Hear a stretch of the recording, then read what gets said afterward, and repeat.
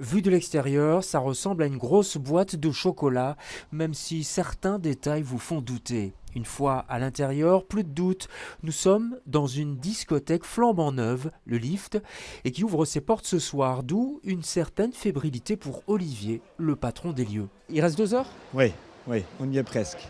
Alors c'est chaud? Très chaud. Il y a combien de personnes qui travaillent ici? 120, ouais, on a 120 internes et une vingtaine externes. Et ça fait du monde. Du monde, justement, on en attend dans cette nouvelle discothèque.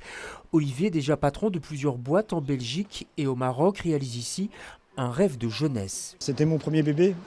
On a acheté ici le 1er janvier 2003. C'était une petite buvette de 100 mètres carrés. Et donc l'histoire a commencé ici. Et c'est la fin de l'histoire. La boucle est bouclée. On ne pouvait pas faire plus grand, on ne pouvait pas faire mieux. Et donc là, c'est la fin de l'histoire. Et début d'une autre, car les temps ont changé. L'ouverture a d'ailleurs été retardée pour cause de Covid. Alors on en a profité pour renforcer la sécurité. On a plus de 200 caméras de surveillance. Il n'y a aucun angle mort. Je ne dis pas qu'on ne pourrait pas se faire mettre quelque chose dans le verre, mais en tout cas, si ça se passe, on sait le retrouver. On a mis beaucoup de sécurité, que ce soit dans l'incendie, dans tout.